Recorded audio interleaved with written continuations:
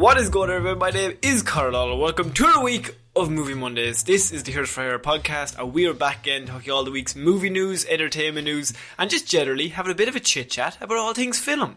As always, I'm joined by my partner in crime, Mr. Shaun Meehan. Shaun, how's it going? Perfect intro. Perfect. Well done. Nice. You did it. You finally learned that script. You looked at me before I started and I did like a little a breath in, put my head down, get in the zone. Got in the zone. Need absolute focus to get into character. Zen. Unagi. Shaun, how are you today? I'm not too bad, Conor. Good. How are you getting on? Sure, look, I'm okay. I'm struggling with life, but other than that, I'm fine. Sure, look, I'm in great form, actually. Well, that's good. Not to fucking, shit on my parade, like. But I'm grand. No, that's absolutely fine. Yeah, no, look, we should all use empathy.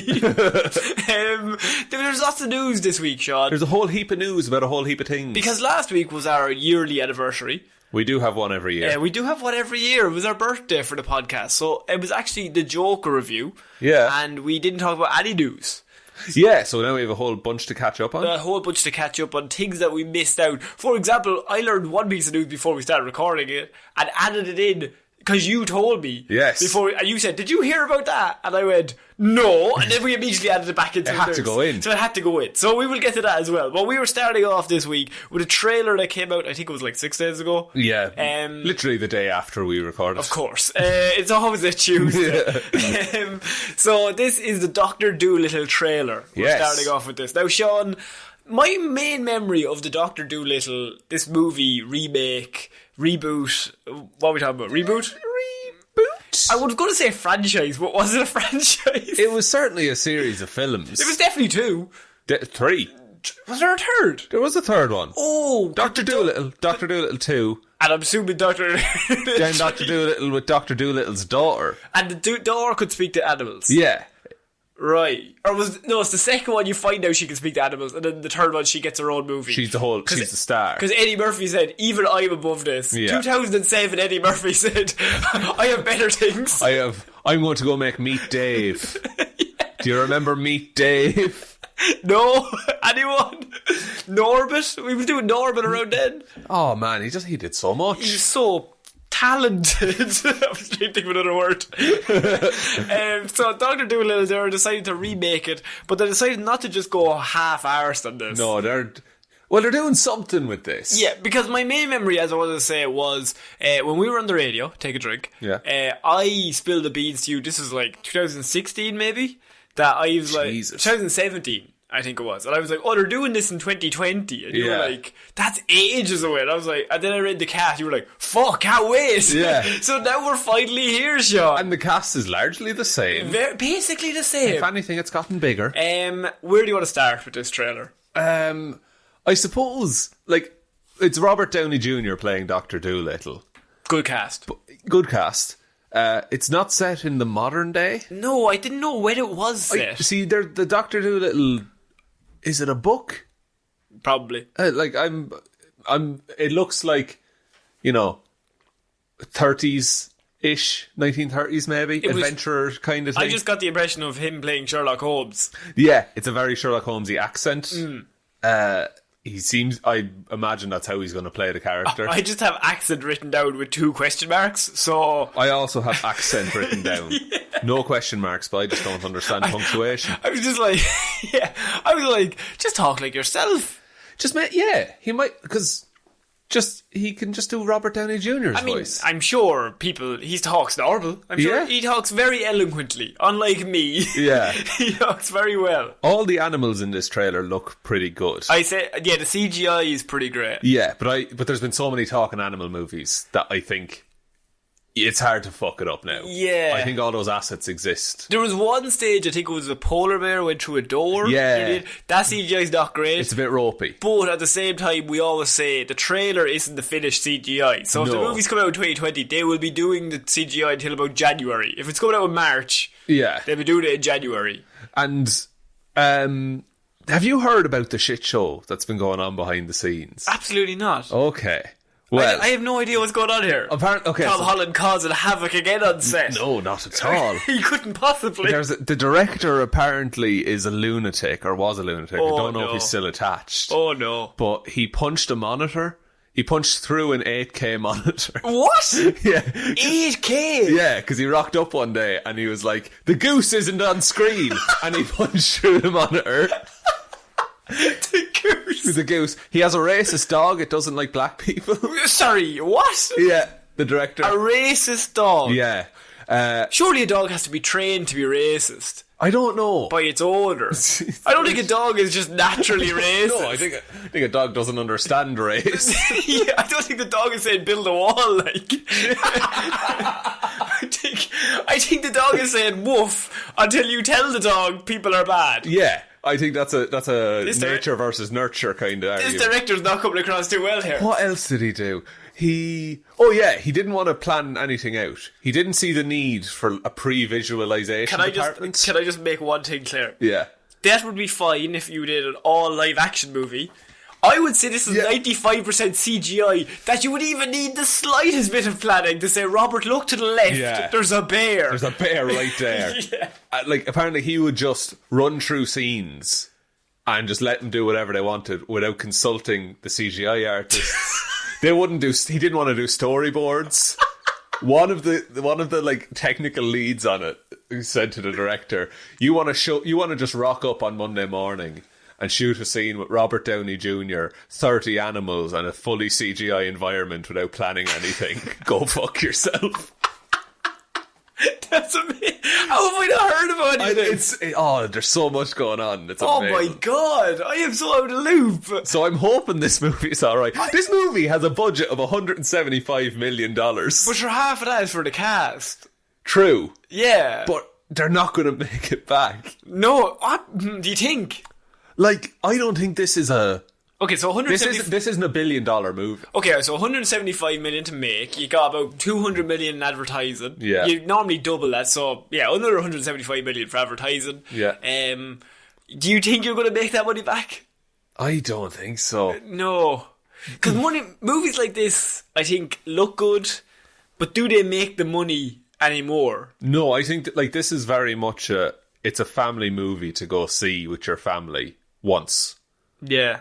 And then you're never going to see it again. What was that George Clooney movie from a few years ago when he went to... Tomorrowland. Tomorrowland. Yeah. Yeah. It's kind of a Tomorrowland situation. It's giving me that kind of vibe where it looks like it has a big star, could make a load of money, but it might not do as well as they take. But Robert Downey Jr., maybe we're underestimating him. He is a box office draw. He's a box office draw as Iron Man, I think. Okay. Like, The Lion King made a load of money. But it still didn't... It wasn't billions and billions. Yeah. I don't know. Part of me feels like... Also, it's weird that this is the film he does after leaving the MCU. I would have expected like a Kiss Kiss Bang Bang. Or something random. But do you think, a movie. I don't think he cares anymore. I think he did Kiss Kiss Bang Bang because he was trying to get his career back on track. So he's like, I'm going to do a movie. Yeah. And I'm going to show everyone I'm the greatest actor ever. I'm going to do a due date. Yeah, like he's just going to be like a really good actor and just like prove to people he's back. Then he got Iron Man. And then obviously he knocked it out of the ballpark and he's just basically the biggest star in the world. And they kept giving him $5 trillion every time he wanted to come back. He's set for life. So he can do whatever he wants. And he's the biggest star in the world, or one of them. So now he's like, okay, I have nothing to prove. I don't need any money. Fuck it, I'll just do stuff for me kids. Yeah. Do you think it was the thing is like, okay, I'm Sherlock Holmes, I'm Iron Man, I'm going to be Dr. Dolittle now? the Holy Trinity. The Holy Trinity. The Dreamcast triangle. Get a movie with all three of them and you're printing money. Oh my god, that'd be amazing. Man, yeah. I didn't know anything about that. The director. It's amazing. That's amazing. The idea, I don't think this movie's going to make... I think it'll make like 500 million. I think Robert Downey Jr. will drag it to 500 million. And especially that cast. Yeah. I can see... No, I'd say the promotion for it will be great. Will be heavy. Yeah. Heavy. But like... it is good for... If you have a kid that just... It's a very broad thing. The kid likes animals. Go take him to see Dr. Dolittle. Do family movies make as much money anymore? See, I don't know the last family movie. like they're largely animated, aren't they? They're your DreamWorks and your Pixars and things like that. So I don't know if a live action animated movie has the same draw. And like kids watch the Avengers, so they know Robert Downey Jr. Yeah. And maybe we're out of the loop though. Maybe I don't think this movie's for us. Oh, absolutely not. So like you have to target, I would say, maybe 8 to 13-year-olds? Yeah, I would go 6 to 12. 6 to 12 around then? Yeah. So, like, the target audience is there. It's whether they want to go see it. And I think Iron Man will drag them in. He's a recognisable face. That's true. But the thing is that you told, when we discussed this on the radio, you told me that this was coming out Christmas Day. Yes. 2019. Yes. I think it would have done really well at Christmas. You think? Yeah, but it seems like it's gotten pushed back a bit. Nobody wants to go behind Star Wars. That's another thing. Yeah. Star Wars will slaughter anything that comes out. There's no point. Yeah. Last Star Wars. Versus Dr. Dolittle. Versus Dr. Dolittle reboot. What did you think of the kid who was like, "Are you Dr. Dolittle?" Please, sir, 'tis Christmas. It's a bit on the nose. We can't work on Christmas. Tiny Tim is sick. Tell that to the animals. Oh, I will, because I'm Dr. Dolittle. Now get back in there. I don't know. I don't think this movie is going to be massive. But can I just rank off this cast just so nobody go for it? It's shown in the trailer, but it's flashed up very quickly. So we've got RDJ. Yeah. He's already locked in. Emma Thompson, who's won 2 Oscars. Yeah. Selena Gomez, Ralph Fiennes, oh God, Ralph Fiennes, Rami Malek, Tom Holland, John Cena. Tom Holland, nice. John Cena. Kumail, I didn't see him. Kumail Nanjiani. That's the one. Carmen Ejogo, Craig Robinson, and Octavia Spencer, who are voicing most of the animals that you will see. Do we know which animals they are? Do you want to put an animal to each voice? Not to each of them, but let's... You just want to do Tom Holland. He's got to be like a beagle or something, doesn't he? I got it right. You just close your eyes, and I'll do... Tom will turn up, and you just tell me what animal, okay? Hello, DJ. What is going on? I have it. I'm Tom Holland. Go on. He's a spider. He's a spider. He's Charlotte's Web. He's Charlotte's Web. Oh, he's dead. I don't want to go, Mr. Webb. Is that what happens in Charlotte's Web? Yeah. She doesn't come out alive anyway. Does she not? God. Spoilers for 2004 classic Charlotte's Web. And classic book. No, movie. I can't read. You also have Antonio Banderas, who's playing the villain. Michael Puss Sheen in Boots. Ironically, he's playing the live action because you're not going to be a cat. He's like, put me live action. I can do it. I have the range.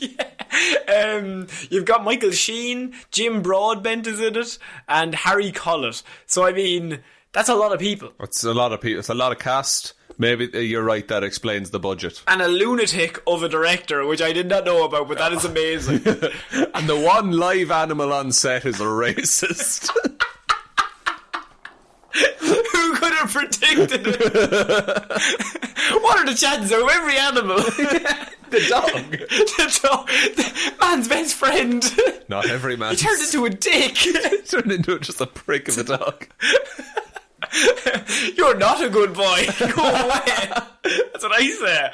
Right, we're moving on to our next piece of news. And this is the news that you came to me. You just took a drink of your coffee and then had like the saddest look. I just looked it because it's empty now. Oh, right, fair enough. Oh wait, there's a bit left. Oh, go on. Have a bit of a sippy sip. Live on air. That's professional. Jared Leto. Jared Leto, the man himself. Just 1 second. Sorry, what's that in the Jared Leto news. It's been a while. It has been a while. It's been too long. For newcomers, this is very confusing. Yeah. But very early on in the show, and for many months. It might have been episode 1. Might have been episode 1. It started on the radio. It did. So Jared Leto News is a news segment we like to do when Jared Leto, or Jared Leto, as he's better known. when mainstream actor Jared Leto does anything, it's covered in Jared Leto News. Because he's Leto. He's Leto. We don't want to get in trouble. So we can't be done for accusing him of anything. We're not talking about him. We're talking about Mr. Leto. Mr. Leto, his French brother. So Jared Leto News is back in a big way. Excellent. I did not know about this. You informed me, and I very quickly did a Googs, and we've added it straight in. It's been slotted in right after the Dolittle. Jared Leto news was that he was absolutely fuming after hearing about the new Joker film. Now, Sean, as I said, we might have new listeners. We have new listeners every single week. Not to brag, we normally have one. And how are you today? How are you today, sir or madam? But up to 4 now. So, what is Jared Leto News, and why did Jared Leto News come about? So Jared Leto, we were fascinated with his portrayal of the clown prince of crime, the Joker, in The Suicide Squad. But Sean, he's so handsome. What could he have done wrong? Oh, he was a real prick on set. He's just a not nice man. To sum it up in a word, dickhead. He was sending dead pigs and used condoms and rats and bullets to people. Yeah, no, and then he was like putting it under the I'm the Joker. So, yeah, and Will Smith was just there like, I'm just acting. I'm Will Smith. I haven't been shooting people. I'm Margot Robbie and Will Smith. We're just here to do a job. We're just professional actors. We turn up at 9 a.m. and we go home at 6. We say our lines and that's that. You're sending used condoms and bullets. Now, if you went to your job, whoever's listening to this, and you gave anybody in that building used condoms, you would be fired on the spot. And possibly arrested. Like, it's just no crack. Like, it's just not it's just nice. a bad work environment. It's just no fun. If you were Will Smith or Margaret, Jared, just leave her. So, when it was announced that there would be a Joker solo movie... No, then he did Blade Runner. Then he did Blade Runner 2049 and he pretended to be blind. He made himself blind. He wore contacts to make himself blind. Because his character was blind and he's an actor's actor. Yeah. So he just developed this scenario where he would just make himself blind using these contact lenses. Now, this is all well and good. He's an actor's actor, Sean. It's amazing. But then we discussed how that meant somebody would have to be hired from one of the extras. Yeah. Or some guy on the... Some agency. Some agency would have to hire some guy or girl to walk this lunatic around the set because he couldn't see, even though he was completely able. He could take him out at the end of the scene. No. He could just pretend to be blind. He wore them for the whole 3-month shoot. Which, like... That's not acting. Yeah. That's just being blind. He's the greatest actor ever. He just makes himself blind. Yeah. Like, I think we talked about, you were like, if you were acting as a butcher and you train as a butcher for a year, then you're no longer acting, you're just a butcher. You're just being a butcher. Just be yourself. Like... So Jared is back. Jared is back in the news. We've had many a run-in. And he was, of course, meant to get his own Joker movie because he was outstanding in Suicide Squad. Do you remember that, Sean? He was in it for all of 4 minutes? No, I think it was it was 10 cumulative time. I think it was 10 minutes. Right, but apparently he had filmed hours of stuff. Felt like hours. It did feel like every hours. scene. It was funny though because he had damage on his forehead. Of course. Clever. It was clever, in fairness. So Jared, of course, was meant to get his own Joker movie. And then there was a certain little Joker movie that came out there a few weeks ago. Yeah, a little low-budget flick. Didn't involve Mr. Leto at all. No, but quite well received. For the portrayal of the Joker. Yes. Not necessarily for the plot elements, as Conor discussed. I did not like it. Jared Leto was absolutely fuming after hearing about the new Joker film, Sean. What do you know about this? Because you brought it to me. Apparently, he tried to get it shut down. For Joaquin Phoenix. He pulled in some strings to try and get them to cancel shooting this movie. So, the Hollywood Reporter has put out the statement to clear that up. A few weeks ago, they said that Leto was reportedly feeling alienated and upset by the film, and the latest report states that the Oscar-winning star of the Dallas Buyers Club wanted to kill the film's film. Like, it's petty, isn't it?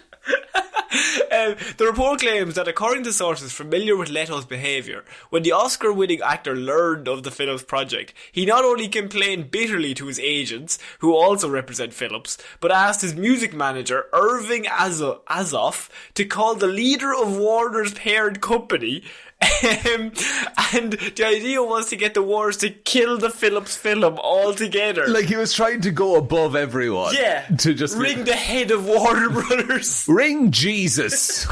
He is Jesus. Ring me. His phone just rings. Yeah, cancel that film. Cancel. Pull the plug.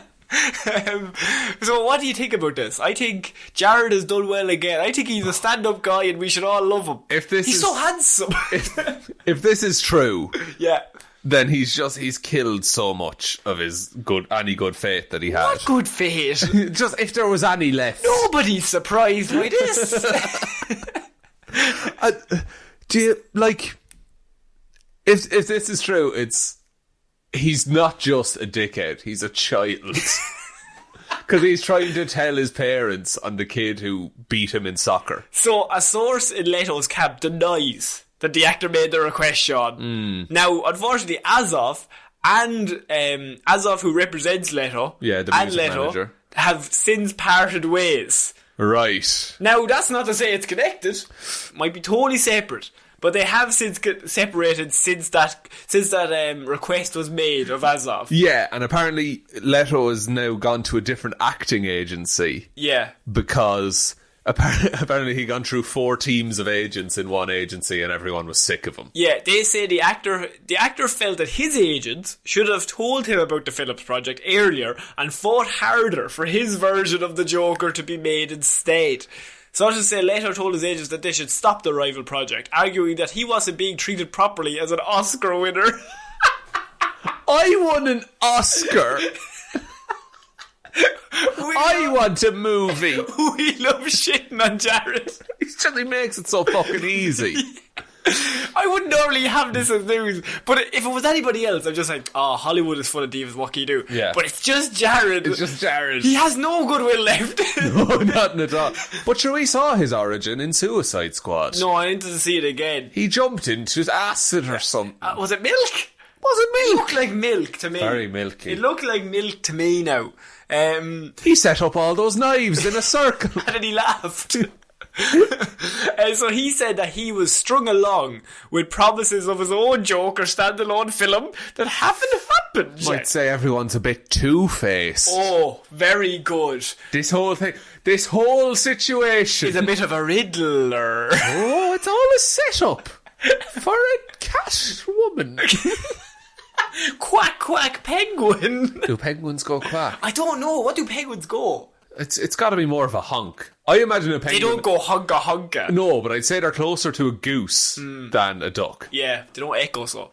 There you go. There you go. So during the filming of Suicide Squad, the actor also has now denied the claims that he sent used condoms to his co-stars as a rap gift, even though Margot Robbie and Will Smith said it happened. Why would they make it up? They have nothing to lose. No, like, they're the victims. They're like, this is a bit weird.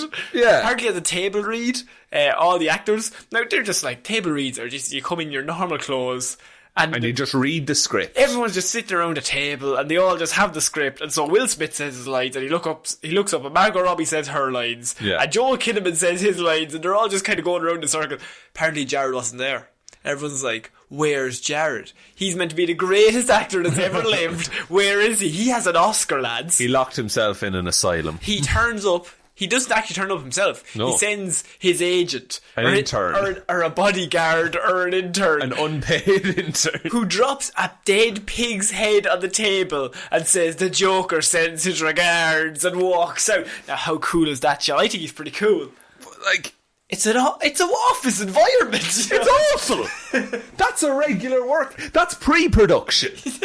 There's no one even need to be in character. No one's in character.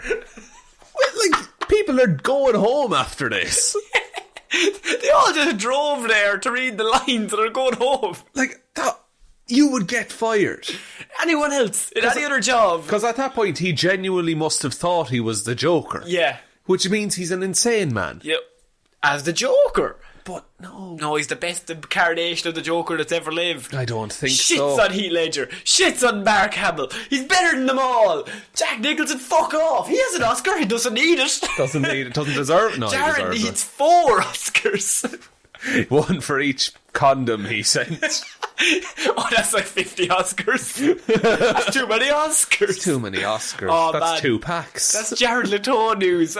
No, there's literally nothing other than Jared's a bit salty, but I just thought that was funny. It's just he's so petty. I love him. And we're petty as well for talking about it. It's not even news. It's not even news. Doesn't matter. Doesn't matter. Look, in the grand scheme of things, it's always funny to watch a man who said use condoms get real mad at somebody else. Indeed it is. What's your favourite Jared Leto movie? My favourite Jared Leto?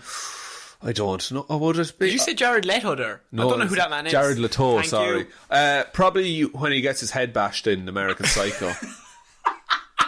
That's a good one. Yeah. You're just watching like, yeah. This is what I'm in We for. don't even dislike him. Like, No, it's fine. It's just like, come on, man. Lad, come on. Why do you have to take yourself so serious? Wind your neck in a bit. We're all just trying to live our lives. Yeah. So we're going to have to move on to our next piece of news, Sean, and that is about Chicken Run 2.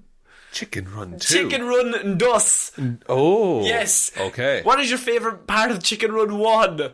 Oh, God. You've never seen Chicken Run 1. I have seen Oh, you Chicken have? Run 1. It's been years. I have it on VHS. I think I also have it on VHS. God, I don't know. There's some good puns in it. I remember that. It's quite good. Mel Gibson is in it. Yeah. He plays a real cool rooster. Probably. That's a classic Mel. So this movie came out the year 2000. I just remember watching Chicken Run 2 a lot because my mother really likes it. Chicken Run 1. Chicken Run 1 on VHS. Of course. Well, I used to watch it like every Christmas or every like family movie night because she just thought it was the funniest film ever. And that's fine. That's fine. I mean, we don't speak anymore. She don't be wrong, like, it's fine. But Chicken Run 1, I think, is actually it's a nice family movie. Yeah, that is a family movie that made a bit of money. Yeah, but again, not live action. Not live action. No, you're right. It's clay. Do you think Chicken Run 2 there was a clamouring for it? Because at the end of 1, they got free.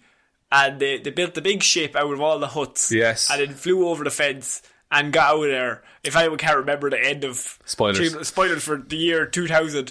But the movie ends with them just... It's quite wrapped up and they never planned for a sequel. Never planned. Not one bit of sign of a new ship being built anywhere. What if now it's... Aliens. No. They've landed in a nice free-range field. Yeah. Right, they're still being chickens, still doing their thing, but then there's anti-meat protesters, right, who are trying to kidnap the chickens to free them. But the chickens are happy out; they're getting corn and stuff. So so not really much plot there. No. What's the difference in eggs? About between what? No, there's so many types of eggs. Yeah. Is corn fed better than free range? Look, as a man who has never bred one chicken in his life, I have no idea. Okay. What do you think? I mean, corn fed gives a yellower yolk. Yeah, does it? Yeah. Yes. But then I think free range are happier. Why can't you have free range and corn fed? Is what I want to know. There's one person who works with chickens listening to if you do. These two fucking morons. Please just tell me. We know nothing. We're city boys. The bloody fucking concrete jungle. More like a... What's going on there? Good. Do you think Mel Gibson's returning? Oh, they wouldn't, would they? No, they shouldn't. Maybe not. Who would you get instead of Mel Gibson? Does he, like... Jared? I'd like to see him become a chicken. Oh, man. I'd like to... Oh, he'd make himself out of clay. He would. Because he's part of Aardman. Yeah. Go for me and Maul and be done with it. I'd be finished then. I don't know. It's another unnecessary sequel. Yeah, Chicken Run 1 is actually pretty good. Yeah, and it's It's famously pointed to as the best example of a story. Ever. Wow. In all media. Yeah. I didn't know that. Oh, look, it's what you can look that up. Fair enough, I have looked it up. That is correct. Thank you very much. See? Hang no on. one else needs to check. Wow. It's there. There we go. Look at Wikipedia. Did you know Chicken Run has a 97% on Rotten Tomatoes? Yes, it's great. It's really good. It's a good movie. It offends no one. Nobody. And Not even Mel, and he's offended by everything. I don't think the second one will do as well. Now, the Shaun the Sheep movie. There's an Aardman movie I can get behind. Why? Because the second one looks great. It's called Farmageddon. Oh, good. And there's aliens and a sheep named Shaun. Why do you like it, Sean? Because my childhood bullies made me. Right. Fair enough. Moving on. We cool. Chicken Run 1, I think, gets a big thumbs up from it. Or Chicken Run 2, maybe. Well, Chicken Run 1 certainly gets a big thumbs up. Chicken Run 2? Does it need to be made? We don't like sequels here. No, we don't. No sequel is good, is what we say. Oh, you've turned on it. You've turned on it viciously there now. That's the opposite of what you were saying. Well, actually, Farmageddon is a sequel to Shaun the Sheep, the movie. Do you think they could call this Farmageddon as well? This time Chicken it's Run personal. 2 Farmageddon. What if... Hear me out. Oh my god. What if Shaun the Sheep Farmageddon has an after credits scene where Chicken Nick Fury shows up and recruits Shaun because they're still on the raft Right. and he needs to get them with the help of his new alien friends. And so he's setting up a team and he has to get the Scottish woman from Chicken Run Yeah. into that team. So he's setting up a team of animals. Yes. So you have a chicken and a sheep. Who could control these animals? Go on. Dr. Dolittle. Oh my god. Oh my god. It's all connected. And Charlotte's Web is there and Tom Holland's like, why am I a spider? And then he gets smushed. It's much because that's the end of Charlotte's Web. Famous movie. Famous. So we're moving on to a piece of news, Sean, that I thought you would really like. Oh. Right? Now I'm going to test your Marvel knowledge here. Fuck. Venom 2 has added a villain, Sean. Right. And has basically confirmed that the movie is going to be maximum carnage. That seems soon. Yes. Venom 2 is rumoured to add Shriek to its ranks, Sean. Okay. And is shaping up the movie to look like a classic 1993 comic book storyline. Thoughts, Sean? Seems soon. What are you talking about? Sure, Venom 2 only came out in 2018. That's ages ago. But Bring it out. It's a lot. Maximum carnage is a lot. Wow. Carnage goes on a big killing spree. Right. A lot of backstory to Carnage. Yeah, no, you haven't even introduced Carnage yet. No, then he got a little bit at the end when he said it's going to be maximum carnage. And you got to introduce Shriek as well. Yeah, you do, yeah. That's 2 characters. Like... And people don't even really like Venom. So there's 3 characters. That's another thing. You have to reintroduce Venom. I just don't think that'll go well. Why? Like, have Sony not learned about doing too much in Sorry, movies? what was the start of that sentence? Have Sony not learned? Yeah. They have not. Go on. I'll just finish your nor sentence. will they ever. No. Whatever you're about to say, no, they haven't learned. Like, I'm trying to think of a way this can work. Right. Because also there's no Spider-Man.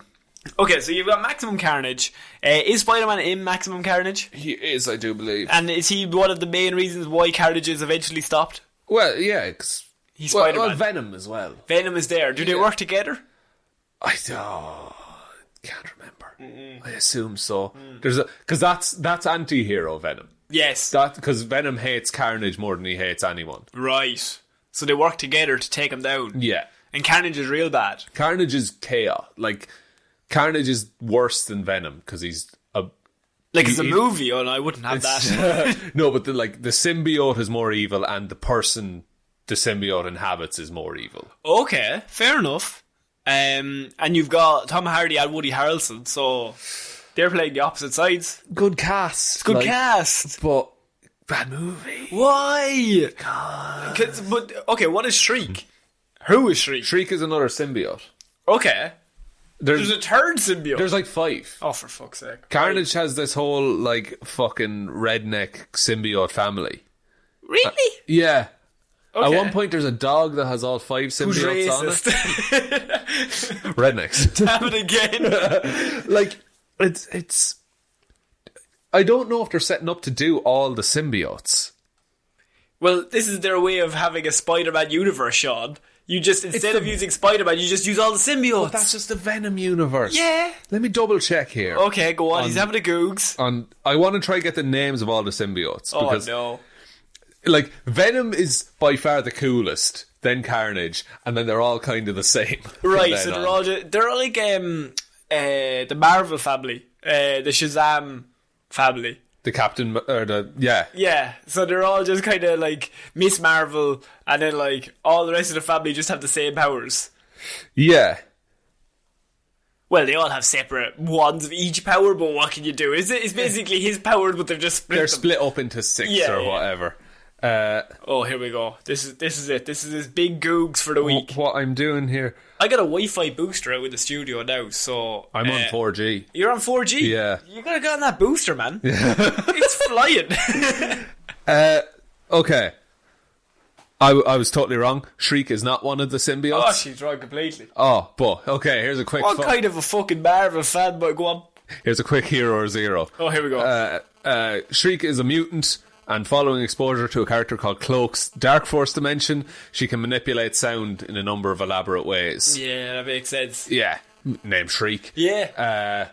So, Venom is weak to sound, so I imagine... Ooh. And Shriek is also like the girlfriend lover of Cletus Cassidy, who is Carnage.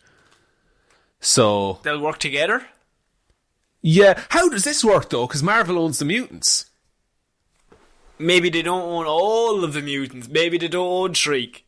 But surely, if Shriek was a mutant, then... See, she's literally a mutant, but her appearances in comics have almost happened in Spider-Man stories almost exclusively. Right, so she's a Spider-Man character. Yeah. Okay. That's fair enough then. Yeah. But...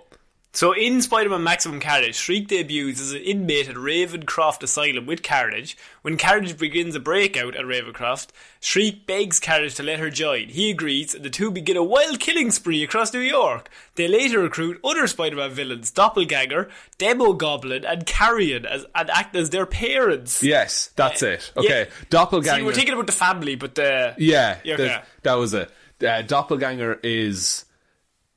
I'm assuming someone who can duplicate. No, it's a clone of Spider-Man. What? Yeah, it's like a clone. Bizarro Superman. Kinda, but it's like it's a weird fucking creature, and it's loyal to Carnage because Carnage.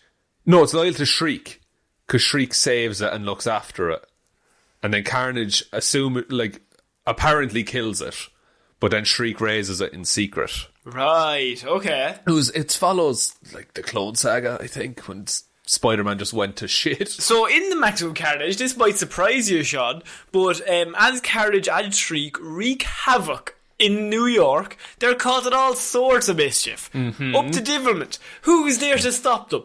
Spider-Man teams up with his arch enemies, Venom, Black Cat, and Morbius, the living vampire, soon to be played by the world's greatest actor, Jared Leto.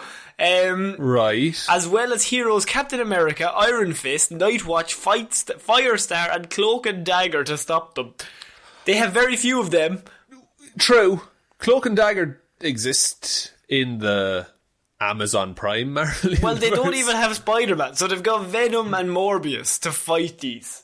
Yeah, and I don't think Morbius will be out before that. No, unless they use that to set up Morbius. Maybe. To build a bit of hype for Jared Leto. You need all the hype you can get. Yeah. Yeah. So they've taken... It's Maximum Carnage Light. Yeah. Yeah. That's about it. That sums it up. Mm-hmm. I don't think it'll make as much as Venom 1. I don't think it'll make any money. I'm going out and saying 0. It's making 0. I know, in fairness, it'll make a bit of money, but does anybody need Maximum Carnage?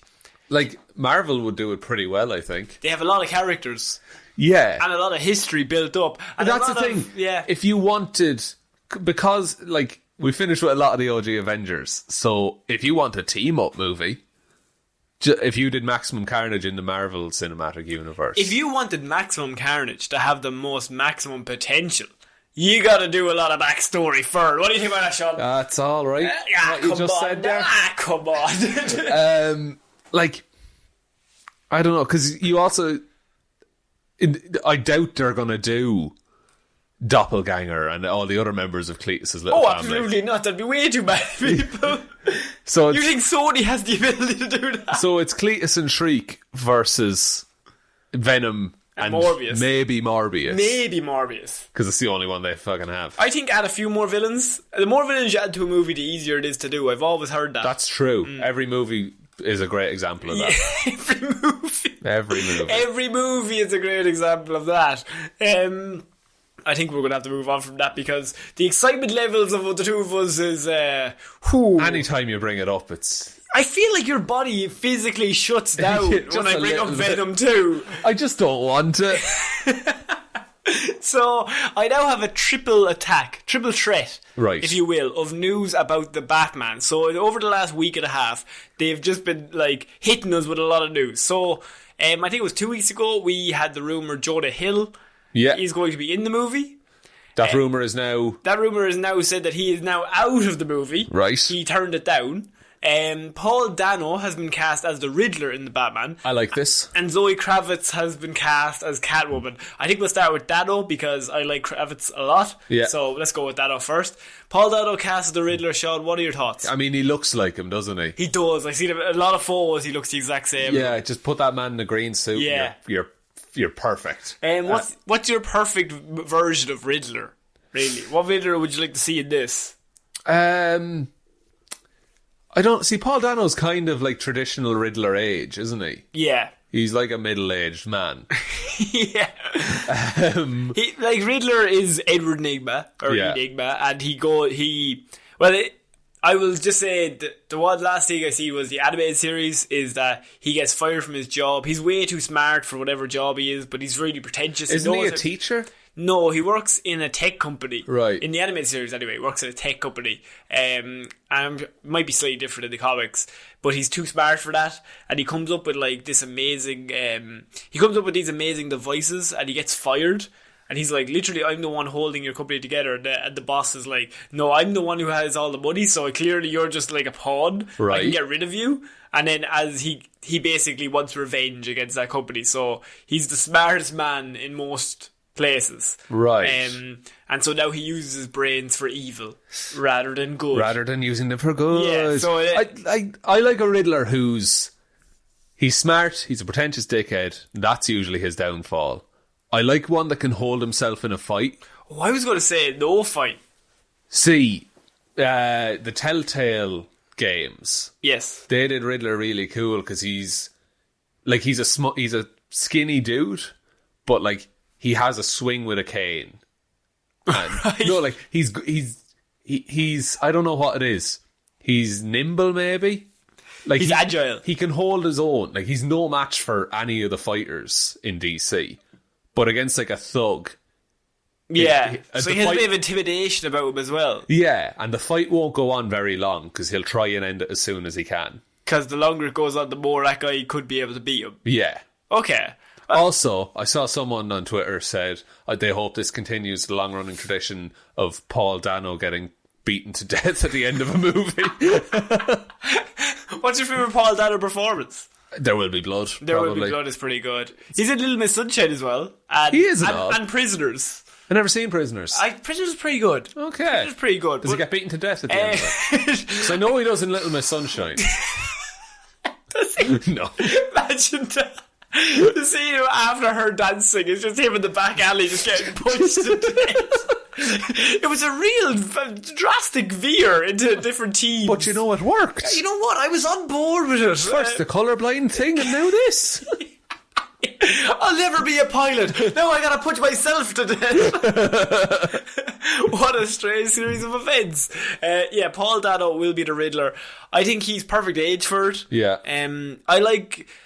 I don't know. I think Riddler maybe what you say with the fighting thing, I always have the idea of Riddler is the worst fighter ever, but he's just a match, like, he sets up like 15 traps. Right. And if he can't stop you with those 15, then he's like, oh, I'm fucked. Yeah, that's how the Arkham games do it. Oh yeah, like he's a coward. Yeah. But he's the smartest man. He's really good if he has years of planning. Okay. And he's planned the whole thing. He's like, I have every single... He's all about prep time. I have every option. So, like, there's no way you can get out of this. And then he does. Yeah. Actually, my favourite episode of him in the animated series is called Riddler Reform. And it's an episode where he gets out of Arkham and he actually... he starts releasing toys. Right. And Batman's like, obviously... These are evil. These are the most evil thing ever. Turns out they're just normal. Like he's trying to go straight. He's going straight, and he has this toy company has brought him in, and he's like the best toy maker ever because he has like all these like these contraptions that you press different buttons and different things happen. Yeah. And it gets kids thinking. And they're like, he's the same. Like Christmas is the biggest seller. The kids love this stuff, right? And Batman just can't. He's like, no, he's evil. He's like, definitely up to something. Everyone's like, don't be silly, Bruce. And even Robin's like, come on, man. Everything we've looked at him is like, he's fine. He's doing well. Yeah, and then he has like ads on the TV, and then it turns out that in the ads he's given Batman clues to robberies he's committing on the side. Of course. But it's just literally because he can't help it. Yeah. Like, he has it all, but there's just something in him that he's like, I have to prove myself smarter than Batman. Yeah, that's his thing. He wants to be the smartest man in the world. And he thinks he's the smartest man in the world, and he's totally fine. And then he underestimates Batman the first few times. And then, like, their relationship, I always find, changes. It starts as him condescending. Now, he's condescending to everyone, but he's condescending, and then it gets to the point where he's like, now I have to outsmart you. You've outsmarted me 2 times, and I'm way smarter than you. You got lucky twice. At this point, like, you're nearly a match for me. Yeah, and I don't like that. So I'm going to prove you wrong. So now, I think at some stage then it turns into, like, he just tries to come up with a riddle that Batman can't solve. Yeah. And I like that they're putting him in this new Batman because... This is a new Batman. It's a new Batman, and we might get Detective Batman for I really fucking hope once. So. Matt Reeves said it's going to be like an LA Noir detective thing. I really love Detective Batman. That would be great. He should be detective, but nobody talk about the Dark Knight where he does that whole bullet scan. I once watched a video, I can't remember where it was ages ago, and it was just like, that whole scene is pointless. Oh, it makes no sense. It makes no sense. You can't reconstruct a bullet from a gun and get a fingerprint. And also, like, the bullet is what exits the casing. You don't touch the bullet. No, he's Batman. He's Batman. He can do whatever. so it's like the Joker put the fingerprint on the bullet. Yeah. And then put the bullet in the casing. And then put the casing in the wall. Yeah. But then he put the bullet in the wall. And just because he knew that the Batman would find the bullet, not the casing. Yes. Interesting. That's definitely detective work. So yeah, you've got Paul Dano as the Riddler, and it's also about that Zoe Kravitz has been cast as Catwoman. Sean, excellent casting. I thought the exact same thing. I imagine there's a lot of people angry about it. Why? Because of other things? Other things? Yeah. There's a certain dog I know. Woof. Oh, he's back. Oh, God. Let's just say I think she is amazing casting. And she's a great actress as well. Great actress. And I think she looks perfect for the role. Yeah. Like, I don't think there's anything bad you can say about it. This could be the best Catwoman we ever get. Yeah, well, who was it? Anne Hathaway was the last one. Anne Hathaway was the last one. And then before that, Halle Berry. Oh, I love... And now, in fairness, you have Halle Berry playing basketball. That scene is better than anything that's ever come out in the Marvel Universe. That's true. Yeah. You have Eartha Kitt back in the day. Big Eartha. She's in. She's in. Fair play to Eartha. You have... Who was the other Catwoman? Michelle Pfeiffer. You got Michelle. Meow. She dies and then she comes back to life by getting licked back to life by cats. That's Halle Berry's one, isn't it? That's both of them. Oh, right. Yeah. Common theme. Same universe. Yes. I think Zoe Kravitz, I think she has to have the shortcut. Yeah. I like Catwoman with the recent comics where she has the shortcut. That makes sense. They call it pixie cut? Pixie cut, yeah. Yeah, but that's like my favourite look. And as like a cat burglar, that would make sense to not have hair getting in the way. Yeah. Do you think they'll do classic Catwoman costume? Like the purple robe thing? Oh God, I hope not. I think I think they'll do Halle Berry costume. No, I hope not again. I would say we always go back to it. Arkham games. Yeah. Catwoman looks really good in that. Like, that's like a really good outfit. Yeah. In terms of just, it's sleek. She's got the goggles. Yeah, Anne Hathaway had the goggles, kinda. Yeah, but Anne Hathaway, I don't know. That looked slightly weird. It did indeed. It looks slightly weird. Like, she's a great actress as well. Yeah. But I never believed her as Catwoman, really. No, but like the Arkham games seem realistic enough that you could make a costume like that. Yeah. And it would work. And Catwoman should be the best athlete. Yeah. Like, she should be head and shoulders above Batman. Yeah, in terms of, like, there should be a chase scene between them and Batman has a problem keeping up. And she always gets away. Yeah. Like, that is the thing. She always gets away. So, it's her, I always say, like, it's her and Nightwing are the two best athletes in DC. So, Batman is all muscle. Now, this is Robert Pattinson, so he probably is a little smaller, but he still shouldn't be able to keep up with her. No, and I imagine he's going to be on a beast of a training regime for the next 2 years. Working out like mad, like Ben Affleck in Batman vs Superman. Oh, he can't be Ben Affleck size. Just punching tires. Just in bits. Just hates everyone. Yeah, I think this is amazing casting. And I seen it, I was like, oh my god, yes. Yeah, and it's like, we've seen these villains before. Yeah. In DC movies, but like even because of the way they've been done before, even going like a by the book comics approach to these characters is going to feel like something different. Yeah. Because everything we've seen before has been a real drastic change for the most part. Well, Catwoman and Batman in the comic books, especially in the New 52, like they were basically nearly going to get married. Yeah. Like they were together. And just kept having sex on rooftops. It was very cold. Very cold. I don't understand. Gotham is filthy. It's filthy up there, lads. Just go back to the Batcave. Go back to your fucking mansion. Yeah, have 2 houses, surely. Yeah. But like, they've been together, so I think Catwoman, especially recently, she's not really a villain anymore. No, she's much more of an... She has her own section of Gotham. Like, she covers that, and if you are a villain, you go into that section, she will just fuck you up. Yeah. She's like, this is my area, what are you doing? And Batman just lets her go, because the two of them just have a thing. Yeah. But and like, Batman has... He says he has a moral compass, but he's easily swayed. It's easily swayed by the Catwoman lady. Of course. But, I mean... I enjoy, and I was going to say anti-hero Catwoman, but I don't even think she's anti. Like, she will look out for herself. Yeah. But if Gotham is in trouble, like, she will just help Batman immediately. Yeah, and if she knows of a problem, because she's still connected to that world. Yeah. She'll come to Batman and be like, listen, this is about to go down and hundreds of millions of people will die. And I need your help. Yeah. Yeah, I think this is great. Catwoman should be in this movie because there's so many villains that you probably... At the same time, I was going to say, like, she's probably an easy way in because she's already been done before. You wouldn't really have to introduce her that much in terms of, like... I think Catwoman has enough name recognition. Yeah, you've done her twice. Yeah. So you shouldn't have another scene where... She's been done about 4 times. Like, I think another scene where Bruce's parents die and then simultaneously, split screen, have her getting licked back to life by cats. Absolutely. And then have that for the whole movie. 2 sides of the same coin. The pearls hit the floor, licky lick, up, the 2 of them. 2 of them dead in the set. 2 of them, happy out. Happy out, living their days. Like, and because this Batman is like a younger Batman, like, not everything has to be... I don't know. It, like, say if Ben Affleck Batman suddenly met a Catwoman. He just kill her with a gun. That, and like, it makes no sense that they wouldn't have bumped into each other earlier. Yeah. But you can have, like, you can have a first meeting and have it make sense with the character. And then you have Batman, you have the idea of Batman just getting completely confused, because Batman at the start is so idealistic. Now, he still is idealistic. Yeah. But he has this one person that he just confuses him completely. Exactly. Yeah, he gets very distracted by other things.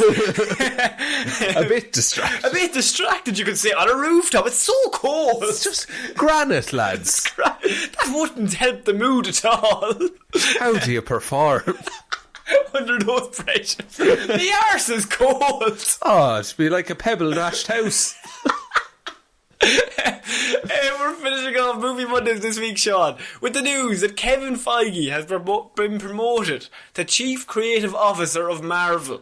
Wasn't he already? See now, I read this news. This is actually really cool.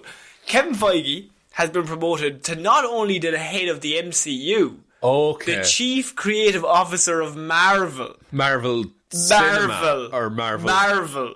Marvel. Here we go. Kevin Feige has been promoted. And no, not at Lucasfilms. So despite rumours that he is in line to take over for Kathleen Kennedy as head of Lucasfilm and all things Star Wars, it was announced today that Feige is being named Chief Creative Officer of Marvel. So that means he will oversee the creation, production and release of all Marvel Cinematic Universe films. And now Kevin Feige will also be responsible for the overall creation of Marvel storytelling across all mediums. Christ. That includes publishing, film, TV, animation, Disney Plus, anything they do that involves Marvel. Kevin Feige is now the head of. Sean, what are your thoughts? Jesus. Bit of pressure. Not to keep track of. Like, now he's also doing the Star Wars, if you forgot. Oh, of course. Yes, he's also involved in the Star Wars. He's very talented. Yeah. I don't know. I think, it's a good thing. I trust the man. Yeah. I don't necessarily think everything's going to be connected now, but the shit that is connected is going to be very well connected. Like, you won't have a Netflix situation where Daredevil is never going to meet the Hulk. Do you know that kind of, where they're the same universe, but they're really not? I don't think that's going to happen at all. I also think he can use the comic side to set up things or to introduce people to ideas and concepts. That is so much. Like, it's so much power. For a man who, I think he was just like an assistant producer, executive producer on Spider-Man 1. Yeah. 2001, 2002. Yeah. Like he's come a long fucking way. He's now head of all of Marvel. And what better He's man? Stan Lee. And Marvel at the minute, the comics are still a massive part of it, but in terms of mainstream, audience draw, it's the cinema side of things. Yeah. So to have the guy who has some of the biggest draw be now in charge of your comic division as well, that's insane. In terms of story.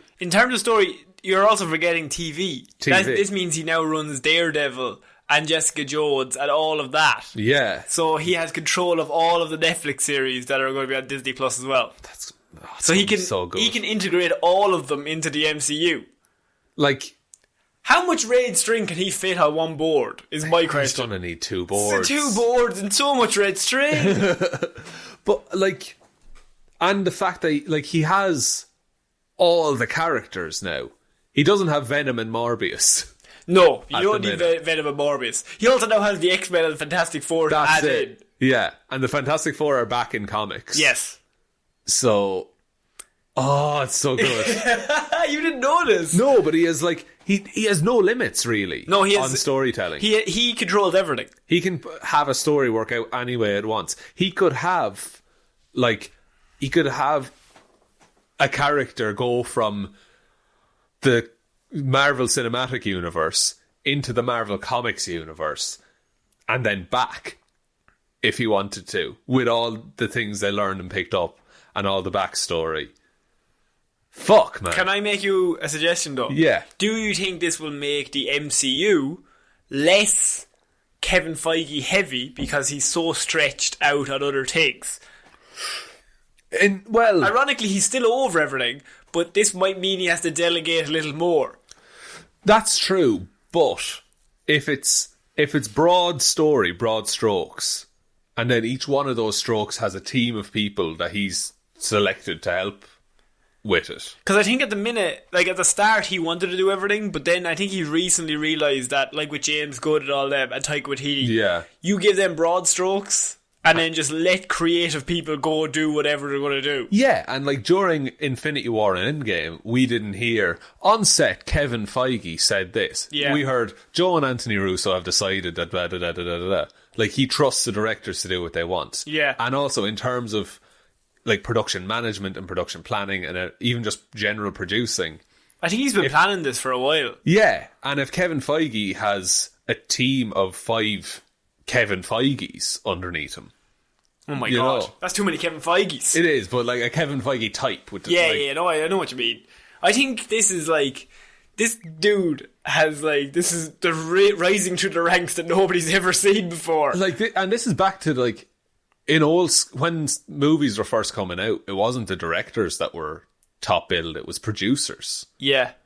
So, and Kevin Feige is like one of the best known producers, I think, at the minute. Oh, yeah, I think he's like definitely top 3. He's definitely the most well known, I would say. Yeah, and in terms of name power, I suppose, like if his name is on something, you'll probably trust it. Like this just shows how important Kevin Feige is. Do you think he will eventually take over Lucasfilm as well? Because Kathleen Kennedy is currently the head of Lucasfilm. I don't know if she wants to give up that mantle. I don't know either. Like, I don't think he'd be bad at it at all. But it comes to the thing where if you have this very talented person, you can stretch him too thin. You can, of course. Like, Disney owns everything. Yeah, basically. Right, essentially. So, if he gets promoted head of Lucasfilm... I think head of Lucasfilm is a step sideways.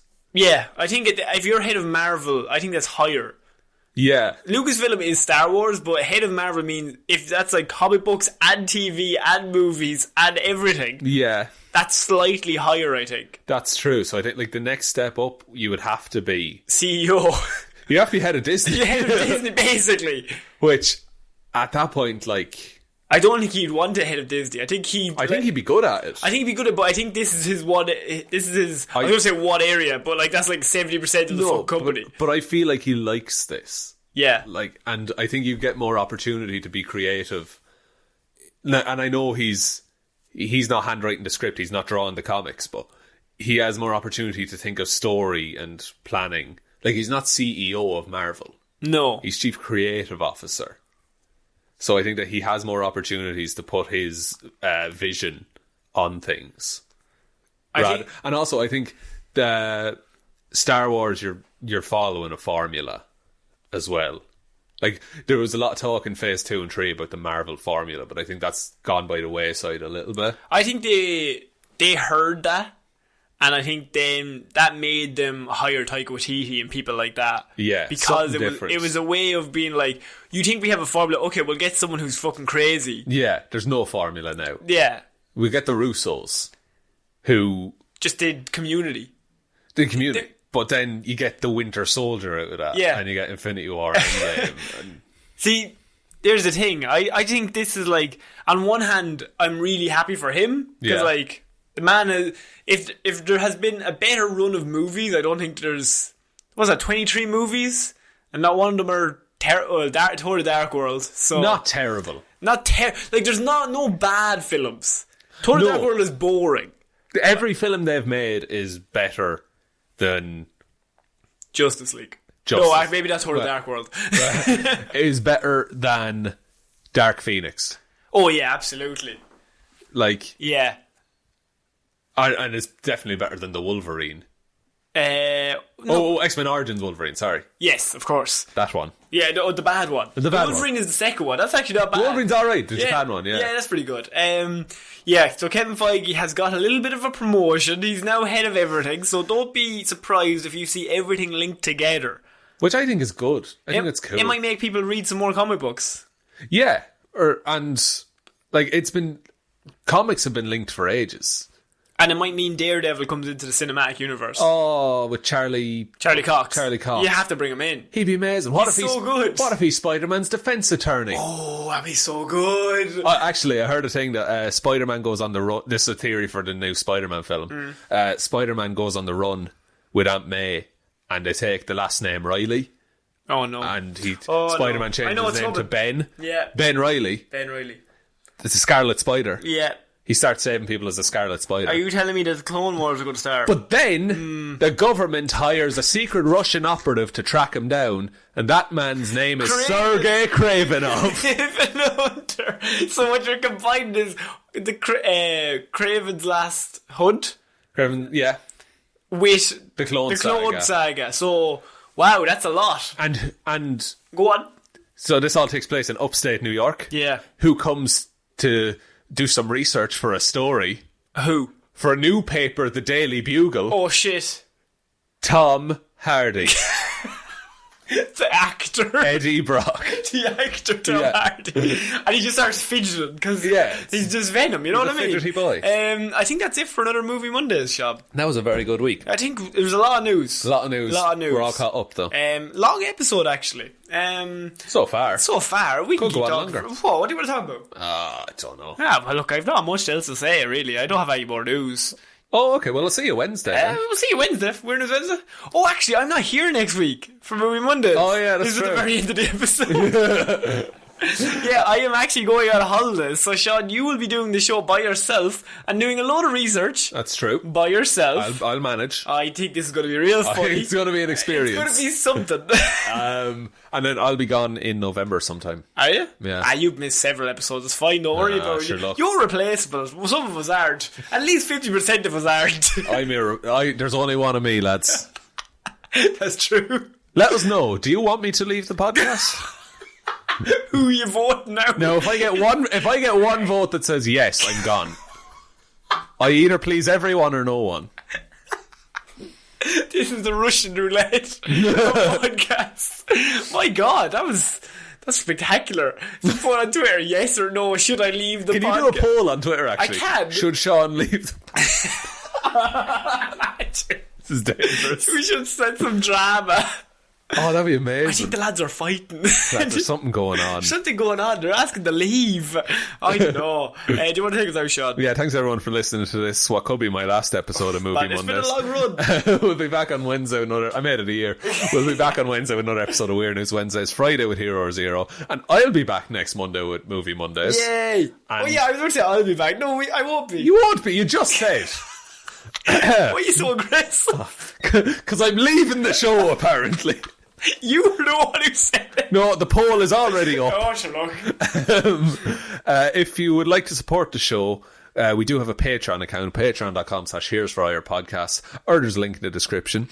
Don't feel any pressure to donate to us. It just helps keep the show going. But the best way that you can help us out is by telling one human being that we exist. Amazing. Thanks very much. I hope next week it's just as good.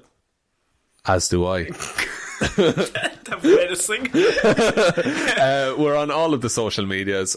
Twitter @Here's for Hire Pod, Instagram Here's for Hire Podcast, Facebook Here's for Hire Podcast, or you can email us Here's for Hire _@outlook.com. Big shout out to people. We got over 3,000 followers on Twitter and 1,000 followers on Instagram. Woo! Same week. Oh, 2 milestones. Thanks a million for that, lads. Thank you, everybody. We appreciate it. Yes. And I think that's all we have for this week. That's all it is. This is going to be sad time. This is my last ever episode of And mine We can't too. both leave. At least one of us has to stay. We just go. If you're leaving, I'm leaving. What if we just handed it over to 2 other people that we don't know? Just randomly. Do you want a podcast? Here's the password and the email. Go on. Do what you want. Fair play to you. Hello, everyone. I'm Greg. And I'm David. Greg and Dave. Oh, man. Yeah, so I've been Conor. I've been Dave. And we'll see you next week, guys. Bye. Bye.